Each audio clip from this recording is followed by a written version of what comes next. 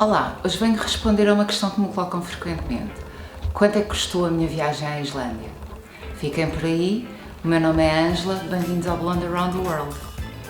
Então, antes de vos começar a falar sobre os custos da viagem à Islândia, gostava de vos pedir que subscrevessem o canal e que ficassem por aí até ao fim do vídeo, porque é lá que eu vou apresentar efetivamente quanto é que custou a viagem unitariamente. Isto porque eu não fiz a viagem sozinha, fiz a viagem com uma amiga e os custos foram a dividir por dois, como é óbvio, à exceção dos voos e das despesas pessoais, coisas que cada uma de nós quis comprar. Portanto, agradeço que fiquem até ao... Então, antes de mais, temos a despesa dos voos. Os voos na altura custaram 380 euros, ida e volta, com escala em Frankfurt, neste caso. Também podem fazer escala em Londres, porque é recorrente haver escala em Londres. De qualquer forma, foi um preço muito bom que arranjámos na altura e eu, entretanto, estive a ver, para vos contextualizar dos preços que estão a ser praticados agora, e os voos acabam por estar o mesmo preço. À exceção de, na altura, os 380 euros incluíam bagagem de cabine e bagagem de porão, e agora não é bem assim. Agora os 380 euros incluem apenas bagagem de cabine. Aconselho-vos a levarem bagagem de porão se forem no inverno, porque vão precisar de casacos quentes e volumosos, vão precisar de botas de neve, vão precisar de toda uma tralha. Bom, relativamente ao aluguer do carro, nós optámos por alugar uma Station, um Hyundai i30. Éramos para alugar uma autocaravana para fazer, porque nós fizemos a road trip ao país todo. Éramos para alugar uma autocaravana, mas as temperaturas naquela altura ainda estavam muito baixas e iríamos sofrer imenso durante a noite com o frio, por isso optámos por não o fazer. O carro custou-nos 300 euros, o aluguer dos 10 dias, 11, foram 11 dias, não contando com o dia em que chegámos, foram 11 dias. Custou-nos 300 euros. Alugámos através de uma companhia local. Eu, regra geral, opto por alugar carros em companhias locais, porque têm sempre preços muito mais apetecíveis.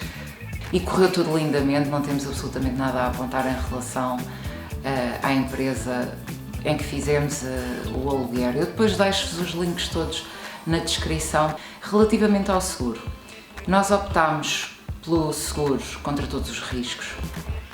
Isto porquê? Porque a Islândia tem características climáticas muito peculiares e tanto está sol como passado literalmente 10 minutos está a cair um nevão absolutamente brutal. E o acidente mais recorrente, para além dos despistes por causa do gelo, o acidente mais recorrente é o arrancamento de portas. Porque os ventos são qualquer coisa de ciclónico. Eu nunca mais me queixei dos ventos na minha terra desde que estive na Islândia, porque efetivamente aquilo é a loucura. E esqueci-me também de dizer que é aconselhável a quem viaja no inverno que faça as viagens de carro em 4x4. Eu, na altura em que aluguei o carro, achei que era um bocadinho exagerado, até porque maioritariamente os reviews são feitos por pessoas de mais idade que se dão a esse trabalho, e as pessoas, eu achei que estavam a exagerar um bocadinho. Não estavam, efetivamente, para quem viaja no inverno na Islândia. Aluguem 4x4 porque eu apanhei cagaços de morte. Pronto, só assim, por levar uma Station, porque não tinha tração atrás, porque a aderência à estrada é completamente diferente, se bem que eles garantem os studded tires, que eles não têm correntes, mas têm studded tires, portanto a segurança dos pneus está garantida. Depois, combustível. Bom, para 10 dias, em 10 dias nós fizemos aproximadamente 3.000 km. Demos a volta toda ao país e andámos na península de... Eu vou tentar dizer o nome, sou pena de eu saber que estou a dizê-lo mal, Snæfellsnes, porque os nomes na Islândia são muito complicados de dizer e cada palavra é um comboio. Portanto, eu vou evitar de dizer nomes. Nós gastámos aproximadamente 200 euros. O preço do combustível é equivalente ao preço em Portugal. É caro, claro que é, se nós achamos o combustível cá caro. lá também é. Mas o consumo do carro era ótimo, gastava 4,5 ou 100, portanto, quando vocês forem, tenham em consideração, se fizerem, por exemplo, só o sul do país, que precisam de 4, 5 dias para o fazer, não precisam de um carro espetacular. Se forem fazer a road trip ao país todo, então aí aconselho-vos a terem um carro seguro e com baixo consumo. Atenção ao combustível na Islândia, porque não há bombas de abastecimento a cada esquina. Mantenham sempre o combustível no tanque de meio até cheio, porque percorrem quilómetros e quilómetros e quilómetros sem ver uma alma, quanto mais sem ver uma bomba de combustível, não é?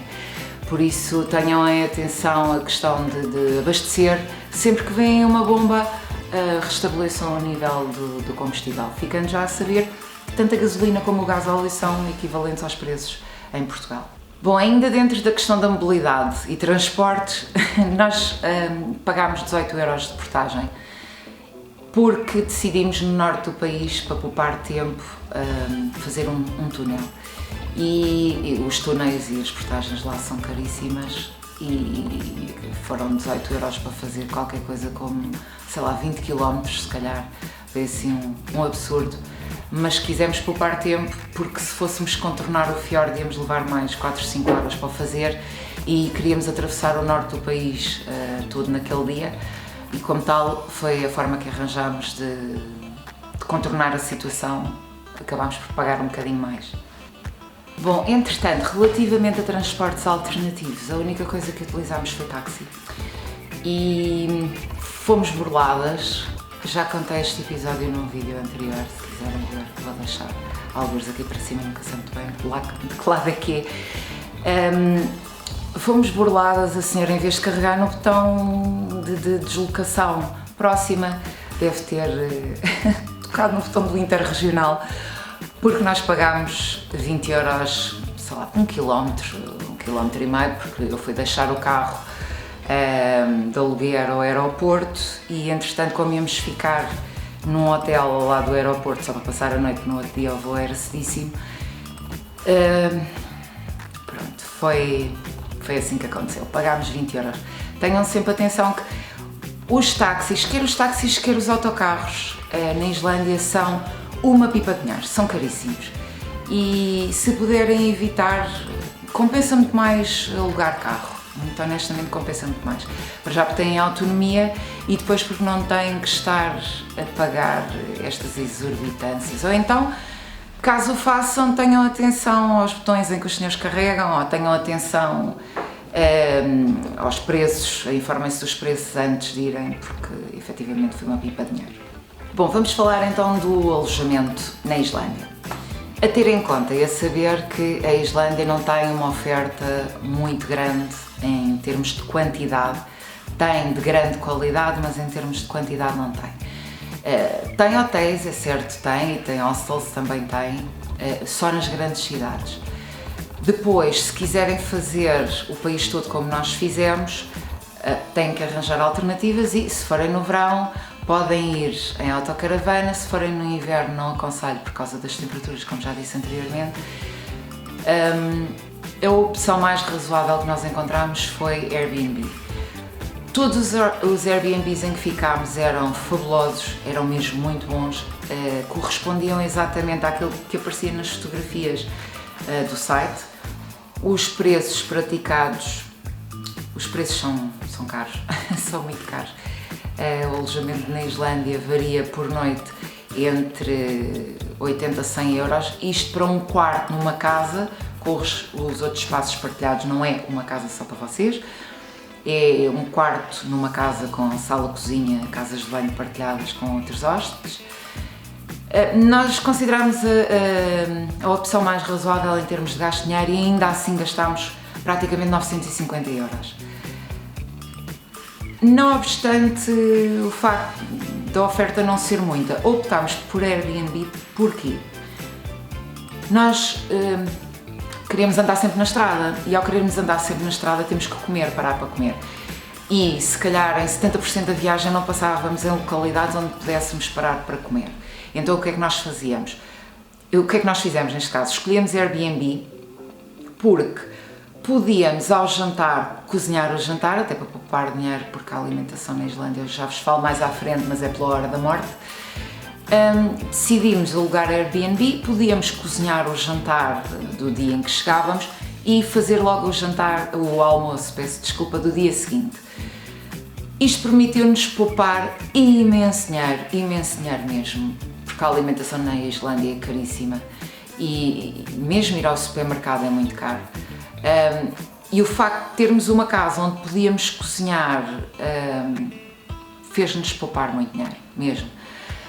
O facto é que éramos o time lancheira, porque almoçávamos todos os dias as nossas marmitazinhas que tínhamos cozinhado no dia anterior e no meio do nada, como é óbvio, mas acabávamos por aproveitar muito mais a viagem, não tínhamos que perder tempo a procurar restaurantes, não tínhamos que perder tempo a pensar, olha, temos que andar muito mais quilómetros porque temos que chegar ao sítio X, à hora tal. Não, quando tínhamos fome parávamos, encostávamos o carro onde fosse, comíamos e a coisa estava salvaguardada. Portanto, nós acabámos por achar que o Airbnb era uma mais-valia e acreditem que funcionou tudo lindamente. Os islandeses são magníficos a todos os níveis. Eu adoro aquele país e não é segredo nenhum. Por isso, se optarem só pelo sul do país, a oferta em termos de alojamento é maior, porque é a parte mais turística da Islândia, é a parte do sul do país. Se fizerem como nós, que vão fazer o país todo, aconselho-vos a Airbnb, porque tem mais oferta, Bom, as telecomunicações. Na altura em que nós fomos em março de 2019, as telecomunicações só passaram a ser gratuitas, portanto deixou de haver roaming a partir de junho.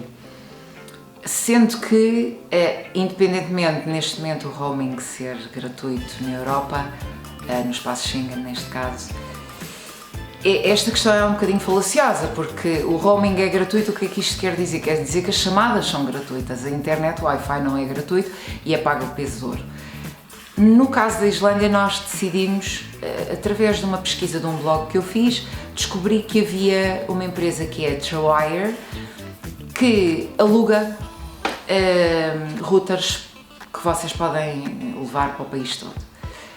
O router custou-nos 72€. Vocês podem, eles têm uma empresa no aeroporto, vocês podem apanhar o router no aeroporto, andam com ele os dias que lá tiverem, porque fazem o aluguer através do site deles, andam os dias que lá estiverem e depois, no dia em que se forem embora, deixam o router, aquilo tem lá umas caixinhas de correio no aeroporto, o router vem com uma caixa própria e vocês depositam na caixa de correio e aquilo é entregue sem qualquer problema nenhum. Foi a melhor solução que nós encontramos, porque estávamos sempre comunicáveis, tínhamos sempre redes sociais, WhatsApps, whatever. Tínhamos sempre acesso ao GPS, portanto tínhamos os dados sempre disponíveis e foi a opção que nós considerámos mais viável, porque na Islândia nunca se sabe o que é que pode acontecer numa estrada no inverno e nós tínhamos mesmo de estar sempre contactáveis, até porque se nos acontecesse alguma coisa tínhamos que pedir socorro e tendo comunicações era muito mais fácil. Bom, eu deixei a alimentação para o fim porque é um tema um bocadinho mais complexo. A alimentação na Islândia é caríssima. Nós pagámos por um hambúrguer com batatinhas, e quando eu digo batatinhas eram batatinhas porque eram pouquinhas, pagámos 25€, sem bebidas, sem nada. Pagámos, por exemplo, a Islândia é muito famosa pelos cachorros de rua, os cachorros quentes das barracas, e nós obviamente tínhamos que experimentar, e pagámos 9€ por um cachorro, que basicamente era o pão, a salsicha, uns molhos e batatas. Era efetivamente muito bom, mas 9€, ter assim um bocadinho de caviar por cima, uma coisa que valha.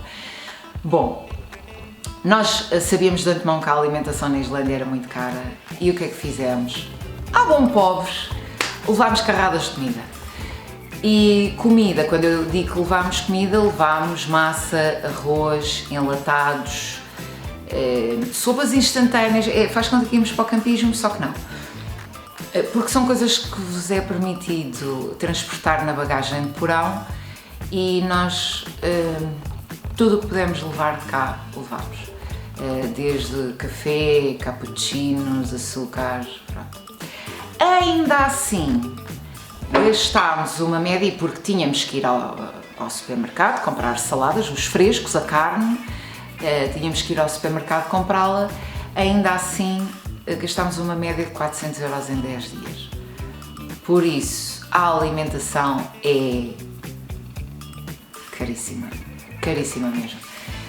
Recordo-me de entrarmos em Sticky Schulmer, e mais uma vez não sei se estou a dizer o nome bem, recordo-me de entrarmos em Sticky Schulmer e uma senhora ficar muito contente, entrarmos num pub e uma senhora ficar muito contente porque nós estávamos lá e no inverno é raro eles terem clientes, e a senhora veio correr ter connosco dizer-nos que estavam em happy hour. A senhora estava felicíssima porque estavam em happy hour e a cerveja estava a 4,5€, portanto a 50% de desconto. Uma média, uma cerveja média lá, custa 9€. Por isso, se forem para a Islândia, das duas uma, ou vão atascados de comida como nós fomos, ou vão cheios de dinheiro. Basicamente é isso. Se quiserem fazer as refeições todas fora, nós só fizemos 2, 3 refeições fora, já não me recordo muito bem. Penso que foram apenas 3 refeições fora e ainda assim gastámos uma média de 40€ por dia. Portanto, é uma decisão que fica ao vosso critério. Eu acho uma exorbitância. Pronto, deixa ao vosso critério.